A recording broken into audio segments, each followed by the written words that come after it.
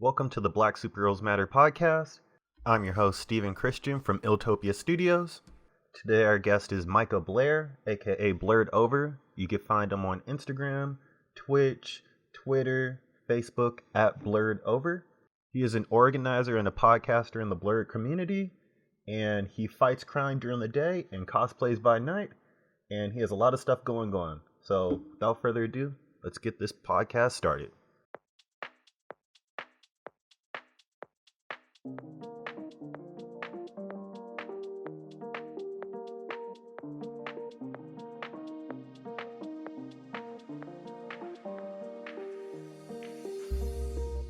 Thanks for joining me on the podcast.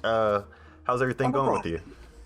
Everything's going pretty good. Can't complain. You know, the virus still out, but it is what it is. So we got to live through it.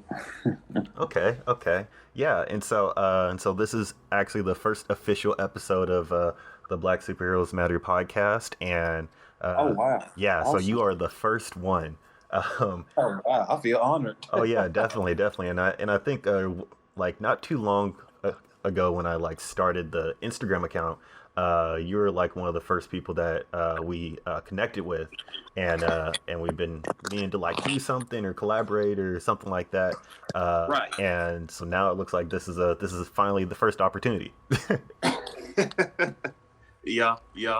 And also, thank you for the opportunity. I really appreciate it. But like I always tell people when I meet people, it's all about unity and connection and networking. This is what it's all about. And that's what it boils down to, just to help each other up and rise up. Oh yeah, definitely. And so what you're in the creative space, and so what kind of explain a little bit of what you do. So basically, Blerd Over is basically a platform. It's where to promote people of color, of their excellence, of their ideas. We give people the opportunity to feature their ideas, as in their cosplay, their comic books. We have blurs that rap. We have people of our complexion that does great things inside this community, which they really don't get recognized for. So we give them that platform so we can push their ideas out so people can see all the great stuff that we as African Americans can do. Okay. And so it's really sort of like many of the things that are kind of popping up in our generation, if you were to say. It's really sort of looking at the gaps that are in sort of society or in media, and really trying to fill those in with really community and all the skills that we have naturally. Exactly. And so what sort of got you into taking this route?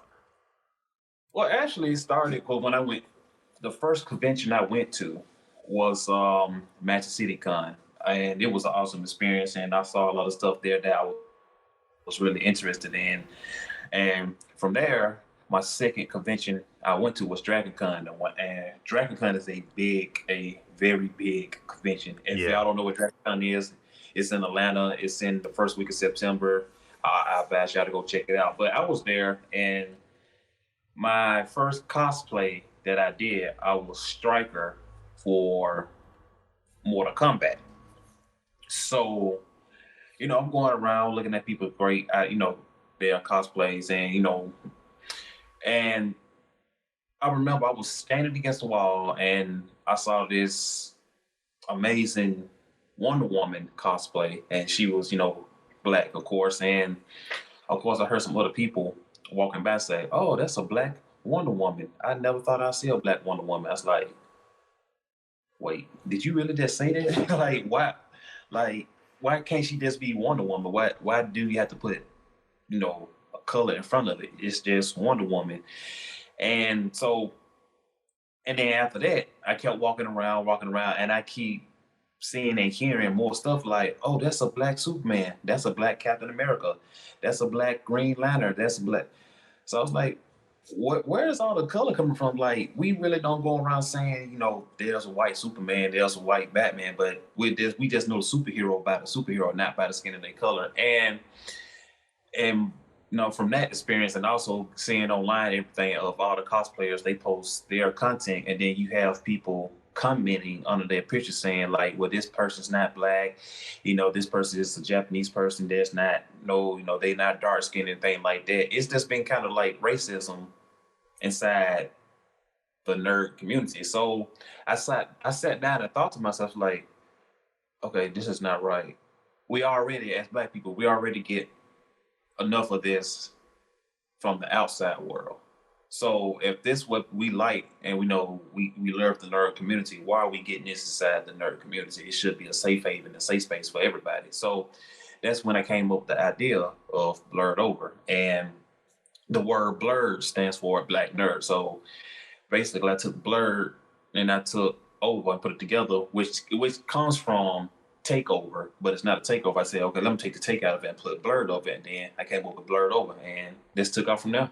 Okay. So yeah, it as you sort of like describe it and talk about it, that experience, it all really like makes sense because we talk about I went down this rabbit hole with trying to figure out what Comicsgate is, and really seeing sort of like that is sort of a manifestation of like what you're talking about with sort of like that underlying racism and that coded language and just not really feeling inclusive when, if we're being frank here, nerds are the ones that were getting picked on, because they like, they like superheroes and they like comic books. and within that sort of scene, they're starting to pick on other people, just to make them feel excluded. And it's really this sort of like, it's just really crazy to kind of like see that kind of happening.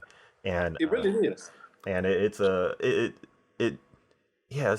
kind of weird, especially with the internet, because the internet just kind of makes people more emboldened, makes people, it has the power to build community, but it also has the power to build community against what you're trying to do. Exactly. But like you said, the internet would make people the bravest keyboard warriors I ever met in my life. Oh my God.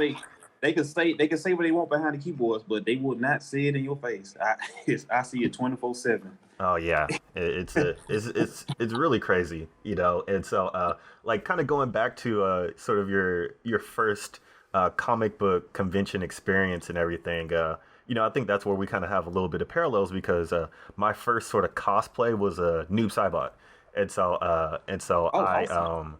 And so I'm kind of a crafty creator. I know how to like sew. I know how to like, stitch and do different things. And I used to play football.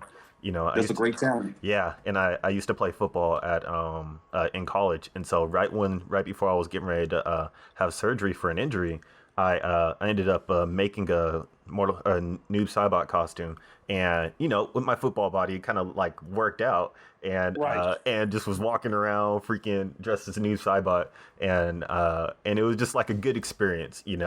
Obviously you'll get you'd be like, oh, like, why are you dressing up as a video game character, all this stuff, but it was during Halloween, so you don't get as much flack for it. But it kind of like led me down this sort of like rabbit hole, or this journey of like expressing my inner creativity, and also like taking on roles and doing all these things in that space that right. I feel Black people don't necessarily have the luxury of doing without exhaustive criticism, and right. And it's just really interesting to see how like that. It living and being Black in that space kind of alienates you from a lot of different things that people take for granted. I can attest to that. Because, and another reason I made Blerd Over, that to pick up like your story. You say you was a football player, and I'm pretty sure that you had to change your personality just to fit with the in crowd, because if you were to talk about certain things that we like and we are interested in, you'll be looked at as a nerd, or Black people don't talk about that, or Black people don't do that. Am I correct? Oh yeah, you'll definitely get those like side comments. So, and then that's how I was like everybody came in contact with, everybody had the same stories. Basically, we began of liking certain things in anime, superheroes, collecting cars, collecting toys, and everything like that. And then once we get around other people that doesn't like the same stuff we like, we be ashamed or we get embarrassed, and we change our personalities just to fit with the in crowd, because we are not trying to be singled out because of what we like, because peer, of course, it's peer pressure, and you want to be in with the in crowd. You don't want to be that was like the lame or the nerdy kid, because that wasn't thing back then, because that's you get picked on because of that stuff. Yeah, it's it's just kind of crazy because I always think about like all the things that like I avoid doing growing up because of I just didn't want to be isolated or alienated in school. And then Right. but then you would always have that friend that would be like, okay, well I could do this and this with you, but I'm probably not going to hang out with you during school or whatever because I can't I can't put myself through that. Either it's because of sports or all types of stuff. For me, it was Yu-Gi-Oh. Like I have my Yu-Gi-Oh crowd. It was like two or three friends. We would collect Yu-Gi-Oh cards. We would trade. We would battle. We would do all that. But then I had like my football crowd, which is all the people that I like hung out with during school and lunch and after school. And so it was really that kind of like that crazy balance that you would have to do with it. Right. And it with I feel like the black and white experience that you would have with having different groups of friends, that is kind of like muddied. It's there's a lot of gray area with that now because Yeah, I'm it seeing is. that there's just a lot more acceptance. And one of the things I realized as I like went through this thing is that like you know like probably 70 to 85% of like my football team in college, once they realized that like okay, it's actually not that bad to like anime and everything. Everybody talked about how much they love like Dragon Ball Z and Naruto, and then that was just like that was always like the general consensus of like what would Goku do in this situation type of thing. Because going because back then those, like, of course, everybody's first beginning of anime was at least was Sailor Moon, Dragon Ball Z, Yu Yu Hakusho, Yeah, uh, like everything on Big O, Toonami. Big O, and Ronin Warriors. Those was like mostly when you ask people that like what like to animate, those the answers you'll get. So of course, when Dragon Ball, I'm a big fan of Dragon Ball, Dragon Ball Z, and Dragon Ball Super. And but when I was growing up, my thing back then was Teenage Mutant Ninja Turtles. I'm still a big fan of that today. Shout out to Michelangelo. Um, and like, dude, like my mom could tell you, like on my eighth birthday, everything from my bathroom to my bedroom suite was covered in green and yellow. Everything was Ninja Turtles. That was my thing. But yeah, like and then yeah, but it's started to become more acceptable now because they seem like okay, so it's cool to be like this now, but back then it's like, oh, you're not talking about the type of sneakers that's coming out. If you ain't talking about like these certain jeans or shirts or cars and everything, that wasn't cool. But now they're saying that it's more acceptable because we got people like Michael B. Jordan, who's a big anime fan. We have Meg the Stallion, who's an anime fan. So now they're saying like these famous, popular black people are into it. So now it's okay for me. Now it's okay for me to be into it. Yeah, yeah, and it's kind of that's just kind of how it works, uh, Yeah. you know, and I think like the sort of like mashups that you see with like Dragon Ball Z characters or anime characters and pop culture and streetwear and all those images with Supreme collabs and Right. stuff that stuff can be kind of hype beasty sometimes, but like it does make it more acceptable and it makes it cooler for the average person to be like, oh, okay, I could see how those two sort of like how those two sort of like relate to each other, how they can be cool at the same time. And Exactly. Exactly. yeah, and so with it, how has the sort of the lockdown been and the whole COVID-19 then, how's that sort of affected you? In a way, it kind of. Sorry, I had something. um, by me being I'm a essential worker. I'm a law enforcement, and Okay. So I have to go to work 24/7, and we have to be out, enforcing the curfews and laws and everything that our city passed. So it really hasn't affected me, but in a way it has, because my grandma, I really can't see my grandmother or my cousin. She's very ill, and she has like real bad seizures, and I worry about her sometimes. So it kind of bothers me that I can't see those two. And also with my organization Blerd Over, we just had a podcast last night. We Okay. usually get together on we get together on first and third Sundays and have a podcast. We all be at my be at my place and do it, but by us, by the vibes being out, we had to find ways to still do the podcast. And last night it was kind of difficult, but we figured it out. So we did a podcast episode. But other than that, it's been pretty good. It's been pretty all right. I keeping people up in their spirits, because some really can't deal with the fact of being alone or being in a certain area for so long. So I try to do my best, try to do my part, just to keep everybody in good spirits. But it's been kind of hectic a little bit, just a little. Yeah, and I think it really sucks because we're on like, we're at the beginning of convention season too. And so Exactly. a lot of the like conventions, I'm out here in Portland, and so Emerald City got postponed. Then they had like the Wizard Worlds that got postponed. And it's just, for I think for Black creators specifically, that those are typically the opportunities for them to get the workout. Exactly. It's like, as a Black creator, you have Kickstarter and you have conventions. Those Hmm. are the things, and maybe Instagram. Like those are the Yeah. things that you can use to get your work out there and build up a fan base.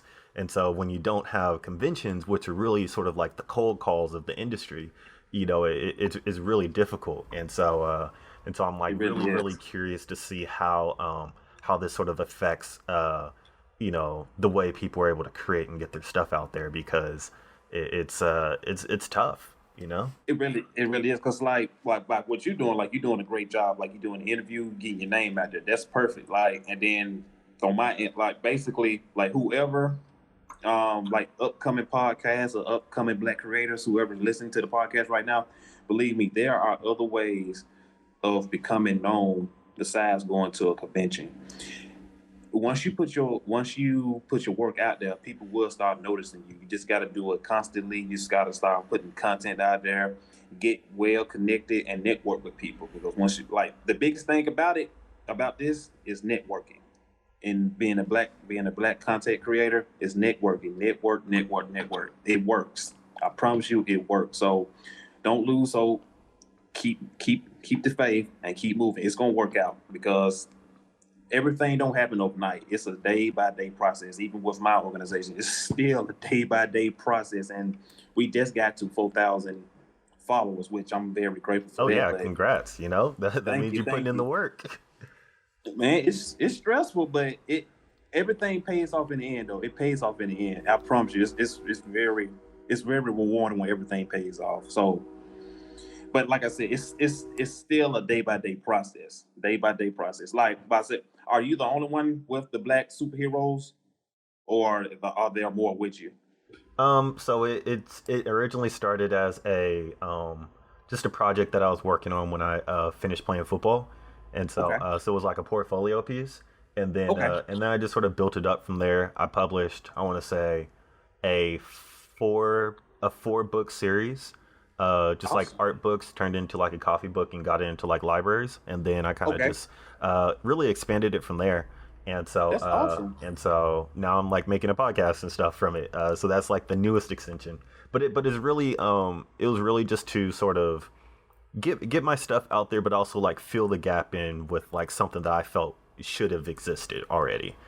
And so, Exactly. instead of waiting for somebody else to create it, I'll just create it myself and then Yeah. kind of go from there. You know? And there you go. There you go. If you have an idea, go with it. Because Yeah. like a great guy said, Stan Lee, he said, if you got an idea, if it's a good idea, go for it. Do not let anybody deter you or turn you down from your dream. Oh yeah. Even though it might be outrageous, you still go for it. Oh yeah. And I Because I will preface that there is a, what is it, like Black Heroes Matter exists as like a separate entity, and I think they have like shirts going on and stuff like that. But this is Black Superheroes Matter. We're being more specific. And so, I always try to, because whenever I do conventions, they're like, "Oh, I think I saw somebody with your shirt on and stuff like that." I was like, "I don't have any shirts. That's not me." But I said, no, not me, not yeah, yet. But it's coming, not that's me. not me. That's not me. But yeah, it's I think what you're saying in terms of like there's other avenues for creators to get their name out there and do things. It really always comes back to, like many things that like plague Black people and sort of the experiences that we have. It really always comes down to community. Like It does. if It does. we make stuff for our community, and we support the creators that sort of drive the culture forward, then that becomes its own ecosystem. We might not all be millionaires, but we will support ourselves to the point where we can find those millionaires. Exactly. And that's really what it comes down to. And that's the type of mindset that you got to have. And basically, and then I remember I was talking on my interviews I was doing. One person typed this exactly to say basically all the anime stories that you see is basically about being Black in America, because we struggle. And every anime you see like the main character, or you see a village, or you see some people struggling. It's kind of like basically off of our history. And Yeah, not to sound kind of biased, but we've been through a lot, so I so mean, we like know how it is. off the top of my head, I mean, it's like the story of Naruto is, what if Naruto was the only Black kid at school? Exactly. And then like now the story of Boruto is like, okay, now the only Black kid at school made something of himself, and now he has kids, and they have to deal with that whole sort of dynamic of having privilege but also being Black and being isolated and all that. Exactly. And also another one, another prime example. Have you seen the anime Beastars? Yeah. I just finished watching. So basically, it's like the wolf being a Black person inside a predominantly white high school, and he's trying to get along with everybody, so everybody won't deem him to be like, well, he Black, so we know he might do something what Black people do, because being a wolf, they expect the wolf to always kill, strike, and Black people, they always think of us. We always have to think out, be outside of our character. Like we always got to do drugs, we always got to fight, we always got to shoot. Not to some extent, that's not all of us. We don't do all of that. We like other things. We do other stuff besides all that. So you can't categorize us in this one specific type. And that's how they would, I think, because Beastars was a great anime. I need to check that out, Beastars. And it was basically like him trying to fight himself, like how to come in terms with himself, like who do he really want to be to himself, and how do he want to portray himself into the school. Oh yeah, definitely. And on top of that, he's going after the snow bunny. Right. Which that blew my mind. I was like, dude, I don't know how that's gonna happen, but hey, that's how it's yeah, I mean, it's I think in this day and age, being a creator, being Black and being a creator, there's definitely a lot more resources that are available. There's definitely a lot more tools that you have access to. I mean, you could in the age of Corona, where people can't go outside and can't do much, it's a perfect time to sort of like fine tune your creative skills and really reach out to people, because they can't go nowhere either. Exactly. So like they're more likely to respond to you, because like they don't have as many distractions. Exactly. Yeah, probably because ain't nobody going nowhere anytime soon, so might as well reach out and try to and network and connect with people. Yeah. Like how we're doing, so might as well. Yeah. Got to get it out there. Oh yeah, definitely, because I was really surprised like at the response that I had from really just like coming up with this idea, because I really just woke up one day and was like, oh, maybe I should just like I would say I didn't really come up with it out of nowhere. I think at the beginning of all this started, I had like three different projects that got canceled. So instantly, Mm. like, 5-6 grand that was gone. And then on top of that, all the conventions that I signed up for, because I tend to start doing conventions and stuff around this time in the spring. All those things got canceled. So now Council, yeah. I was like, crap. From like a business wise, like I needed that. Like Exactly. I'm like getting ready to. I've been working and coming up with this new part of my webcomic series, and like the books are getting ready to come out and everything. Had all that lined up for today or for coming into June. All those plans just fell through because Because Corona. it's just because of Corona. And so then I was just like, well, if I'm feeling this way, then I can only imagine people that are doing, aren't at the position that I'm at, or people that are, well established and all they do is conventions. Because I've met people that's like they do conventions, Right. that's how they do it. And so it's I was just like, well, the best thing I could do is use this as a platform to talk to people, see how they're doing, but also give people the opportunity to promote what they're working on, and stuff, Exactly. and get to a broader audience that that follows me, but also follows a lot of the people that are going to be guests here. And so it's just one of those things that people sort of they bought into, and hopefully we could uh you know support each other and see where that goes, so that we're not all us as black people, we're not going to be just those statistics that fall in the bad categories. We Right. need to have some success stories coming out of this as well. Yeah, because we need tons of it, tons and tons of it. Because I'm pretty sure they just trying to kill like the black community in my point of view. But that people Hey, think just I'm. look at what's happening in New York right now. Oh yeah. Oh, my New York is going buck wild. I was like, Like, wow, that's wild. That's really wild. But it, I'm pretty sure it's not going. It can't last long because I just read somewhere where they got some antibodies that's fighting the disease right now. So there's hope. well, People just got to learn to be patient. It's gonna get back to how it used to. You just can't rush it because when you rush it, that's when everything starts to fail and get even worse. yeah, so I'm like going through and I'm applying to like medical school for the third time. Ah, And so I'm like going into the scene. So like pretty much the way it works is medicine is like the slowest industry of anything because everything just takes time. And so there even the problem is that this is a new strain of the virus. And so with basically. anything new, you just have to do rigorous. So put it to put it into like layman's terms, um people there's anti-vaxxers that are like speaking out against like the common flu vaccines that have been tested and tried for decades. And so it like even with those, it takes there's a little bit of wiggle room in terms of like how effective they are when it's something that Right. is completely new. Literally, like they found this like less than 6 months ago. Like they have to do twice as much time in testing just to make sure that like it's not going to kill people.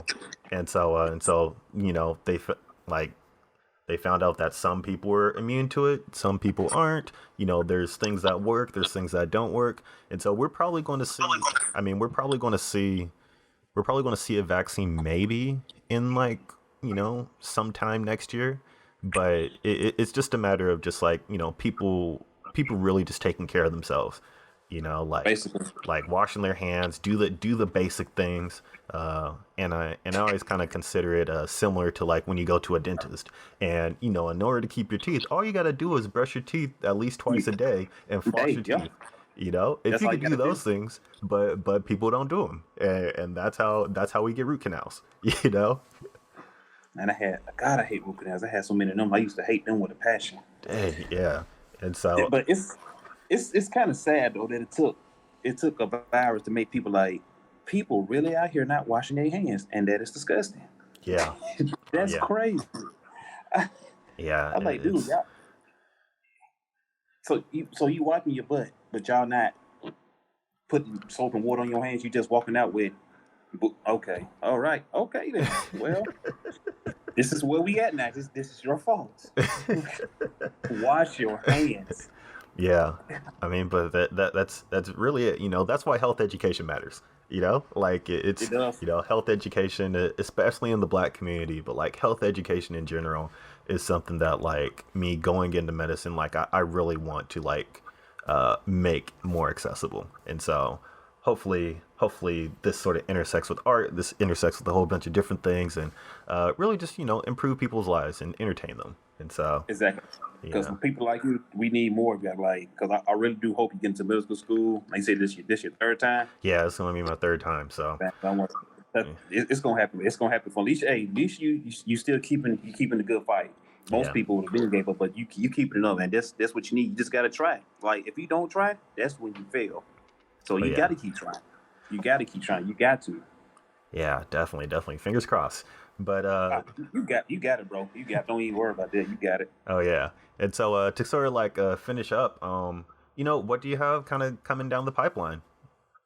Well, basically, we'll be coming down the pipeline. So hopefully, when everything blows over, we're gonna start having we're gonna have meet and greets, but instead of meet and greets, we can call meet and geek. That's when we're gonna bring all the nerds out in my city, Birmingham, Alabama, and just to come together, have a game night, so people can fellowship, have a good time, get to know people, and instead of waiting for the next convention or the next Comic Con to just to see people, we just gonna have like events like, well, we don't have to wait for that.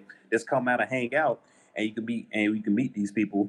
And then once you meet them, when you be at the convention, she's like, hey, how you been? I ain't seen you in a while. Or, like, hey, man, it's been a long time. Let's joke it. Just get a good family-based, oriented, feel in the city. And also some more things we got coming up.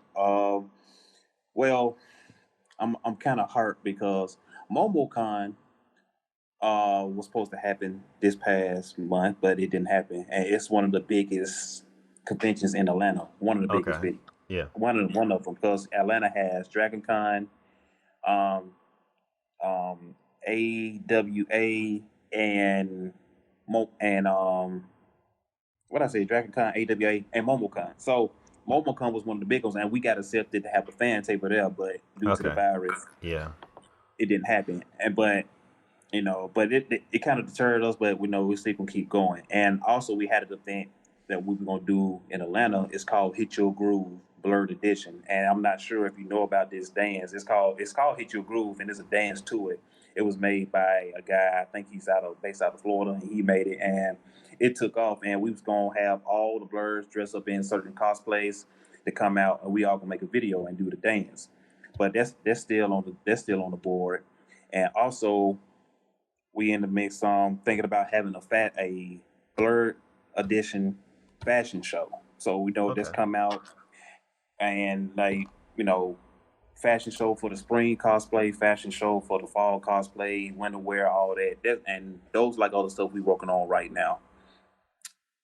Yeah. And also more interviews that we're doing on our page on IG as well. Okay. Yeah. So I mean, it looks like you're pretty busy, even though things are kind of up in the air for certain events. It's always good to just have things just constantly in the pipeline. And so yeah. I'm at the house just constantly thinking of things. So hopefully when everything blow over, we can get into motion with it. Oh yeah, definitely. And I'll definitely be looking out for stuff, because I'm slowly but surely, like, I'm trying to like stay off the internet. I'm trying to stay off of IG and everything, but I mean, this is kind of the world that we live in, where you really can't if if you're trying to do things. So right. And so we'll definitely be on the lookout for a lot of different things that you have going on, and just keep doing what you're doing, because it's working. I appreciate it, man. Thank you. Like, people like comments like that. That's why I keep going, because it have been some days like, what am I really doing? But comments like that, and people, and actually talking to people saying like, bro, we should been had this. What you doing is great. Keep it up. Don't stop. So all this really kind of took me by surprise, because I really thought nobody was really going to take off with it. It's like, oh, this another group. This another page on IG. This another group doing what they doing. But from all the love we getting, it's kind of like people are really like actually appreciative and really love it. So I thank y'all. Like, thank you and thank everybody else for showing us love, and I appreciate it. I really do. I don't know how many times I can say thank you to everybody, but thank y'all, thank y'all, thank y'all. I know y'all get tired of me saying that, but I can't say it enough. So I mean, thank y'all. I really appreciate it. There's nothing else I can say, but thank y'all. Oh yeah, for sure. And so with that, we'll just wrap it up. And if there's anything else you want to plug, feel free to, and we'll just kind of go from there. Oh, okay. Follow us. We on Facebook. We on IG, Twitter. We have a Twitch account, Snapchat. Everything will be Blerd Over. If you want to be featured on our page, just find us and we will feature you. If you are a content creator, Black content creator, if you are a comedian of the anime world, if you are a comic book creator, if you are a digital art, if you do art, if you are a cosplayer, if you make props for cosplay, anything essential to the cosplay world in the Blerd community, we are here for you. We will not deter you. We will not turn you away. We will keep you motivated and we will keep you uplifted, because that's what a Blerdover is all about. It's all about unity. What's that word? Unity. Oh yeah. And thank you for the interview, for the first interview. I really do feel appreciative for being the first one. I didn't even know. If I knew, I would have been dressed better. But thank you. Oh yeah, it's always one step at a time, and so you're the first person to respond. So I decided to give you that honor, and so I appreciate it. Thank you. Yeah. Thank you.